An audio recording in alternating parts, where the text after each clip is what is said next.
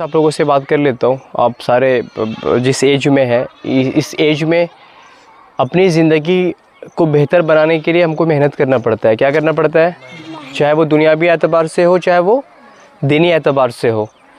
यानी अगर आप दीन के लिए भी तो आपको एफ़र्ट डालना पड़ता है, आपको नमाज़ पढ़ना पड़ता है, आपको अपनी ज़बान को बुरी चीज़ों से रोकना पड़ता है, और दुनियावी एतबार से भी हमको कामयाब होने के लिए पढ़ाई करनी पड़ती है, हमको बहुत सारे एफ़र्ट डालने पड़ते हैं।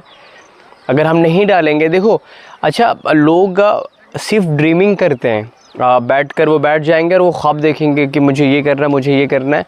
ड्रीमिंग से तब तक कोई फ़ायदा नहीं होता जब तक कि आप उसको हकीकत के लाइफ में आप अप्लाई नहीं करें। एक शख्स ने कहा था कि छोटे जगह में पैदा होना, नॉर्मल लाइफ में पैदा होना, और नॉर्मल घराने में पैदा होना, ख़राब माहौल में पैदा होना, बेदीन जगहों पर पैदा होना कोई बुरी बात नहीं है। बुरी बात कब है? जब बेदीन पैदा होकर बेदीन ही हम मर जाएंगे। क्योंकि हम सब इंसान को अल्लाह ने कुरान में क्या कहा? रब्बना आतिना फ़िद दुनिया हसनतन व फ़िल आखिरति हसना व क़िना अज़ाबन नार। यहाँ पे अल्लाह ने 3 डिफरेंट चीज़ों का अल्लाह ने ज़िक्र किया है। एक, अल्लाह ने हमको सिखाया कि हम दुनिया की बेहतरी का अल्लाह से सवाल करें। जो भी मटेरियल चीज़ें दुनिया में अल्लाह ने हमारे लिए बनाई है, हम उससे अल्लाह से सवाल करें। सेकंड क्या है कि हम आखिरत की भलाई के लिए अल्लाह से सवाल करें। जो भी आखिरत में बड़े पनिशमेंट है, बड़े अजाब है, उससे हम अल्लाह का सवाल करें। और तीसरी चीज़ अल्लाह ने क्या सिखाई कि जहन्नम के अजाब से अपने आप को हम बचाने के लिए अल्लाह से सवाल करें। तो अल्लाह ने यहाँ पे दुनिया को भी कवर किया है, आखिरत को भी किया है, और क्या बोलते हैं, और जहन्नम के अजाब को भी किया है। तो इससे ये मालूम चला, अच्छा हम पहले आखिरत में या पहले दुनिया में? तो सिंपल जवाब है कि हम पहले दुनिया में, हम पैदा होते हैं दुनिया में, फिर दुनिया की अपनी ज़िंदगी को हम जो सफ़र है उसको हम पूरा करते हुए फिर आखिरत में पहुंचते हैं। फिर आखिरत से हम जन्नत या जहन्नम में पहुंचेंगे अपने फ़ैसले के मुताबिक।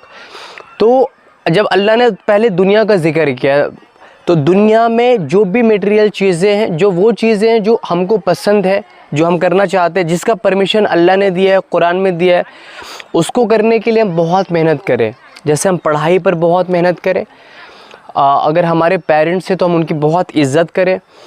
और जो भी हर एक इंसान का एक ख्वाब होता है, एक ड्रीम होता है, आपका भी होगा, मेरा भी होगा, हम सब का होता है। किसी शख्स ने कहा कि जिस शख्स का कोई ख्वाब नहीं होता है फिर वो इंसान के लायक नहीं है, फिर वो जानवर की तरह है। हमारे पास, हमें पता है कि हमारे पास लिमिटेड टाइम है, लिमिटेड ईयर है, 80 साल 90 साल की ज़िंदगी है, विच इज़ नॉट श्योर। उसके बाद 24 घंटे ही हमारे पास एक दिन में टाइम है, किसी के पास 30 घंटे टाइम नहीं होते हैं, सही? तो हमारे पास एक लिमिटेड टाइम है, लिमिटेड टाइम में हमको करना है। तो उसके लिए देखिए, आप जो है अव्वल चीज़ें खूब मेहनत करें। किस चीज़ के लिए आप मेहनत करेंगे? अपने आप को बेहतर शख्स बनाने के लिए। बेहतर शख्स का क्या मतलब होता है कि आपसे किसी पास वाले को नुकसान ना हो। नुकसान की जो है मिसालें वो क्या है? आप जब झूठ बोलेंगे तो, और जाहिर सी बात है किसी शख्स को बुरा तो लगेगा, तो आप झूठ नहीं बोले, आप धोखा ना दें, आप किसी के साथ गलत ना करें। पढ़ाई अगर आप करते हैं तो बहुत मेहनत से पढ़ाई करें, समझ रहे हैं आप?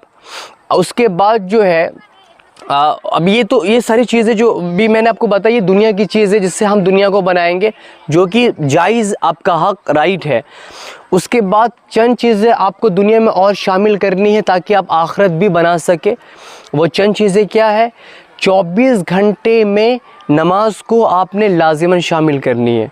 नमाज आप दोस्त के साथ बैठकर है, अज़ान की अगर आवाज़ आएगी तो ख़ुद भी मस्जिद जाओगे और अपने दोस्त को भी मस्जिद लेकर जाओगे।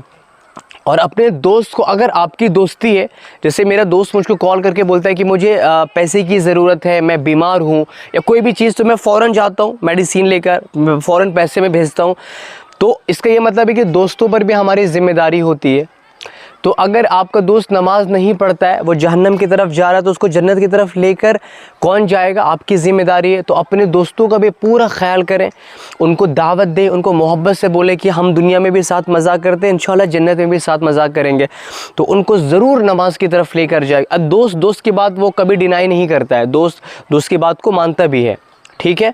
तो अपने दोस्त को लेकर जाइएगा, अपने माँ बाप के साथ एक अच्छा ट्रीट उनके साथ करें। अब उनके साथ जो आपका बिहेवियर होना चाहिए बहुत ही अच्छा होना चाहिए, जैसे उनकी रिस्पेक्ट आप करें, उनसे मोहब्बत करें, उनकी खिदमत करें, उनको टाइम दें। कितने ऐसे बच्चे होते हैं, बड़े होते हैं, नौजवान होते हैं जो अपने माँ बाप से बदतमीज़ी करते हैं, कभी मत करें। वो बहुत अजीम है हमारे लिए, आप समझ रहे हैं। अभी आप सारे बोर्ड एग्ज़ाम्स के आसपास होंगे, फिर आप बाहर जाएंगे पढ़ाई करने के लिए, इंशाल्लाह पढ़ाई का अल्लाह शौक़ दे, बाहर जाइएगा पढ़ाई करने के लिए। बाहर की एक अच्छी ज़िंदगी, अलग ज़िंदगी, एजुकेशंस का माहौल आपको मिलेगा। तो वहाँ पे आपको रियलाइज़ होगा कि माँ बाप कितने इंपॉर्टेंट है, ठीक है। जब बीमार होंगे तो फिर कोई भी नहीं पूछेगा। खैर ये तो एक अलग टॉपिक है। तो शॉर्ट में ये कहने का मतलब है कि माँ बाप की भी बहुत वैल्यू, इज़्ज़त करें, बहुत मोहब्बत करें उनसे, अदब के साथ पेश आए और नमाज शामिल करें, लोगों के साथ खूबसूरत अखलाक बनाएं, गाली मत दिया करें, किसी के साथ लड़ा मत करें। अभी तो छोटे छोटे माँ बहन की गाली निकाल देते हैं फ़ौरन, एकदम उनकी ज़बान पे। तो इससे आपका बहुत बड़ा नुकसान होगा, ठीक है, आपका एक नुकसान होगा, तो मत करें। तो इंशाल्लाह आप नमाज की नियत करते हैं कि अभी मगरिब का टाइम होने वाला है, आप मगरिब में नमाज़ पढ़ने जाओगे और मगरिब के बाद बाहर नहीं घूमना अपने। मगरिब के बाद जो है, मगरिब से इशा तक पढ़ाई करनी है, समझ रहे हैं। या फिर अगर नहीं करना है तो फिर बड़े हो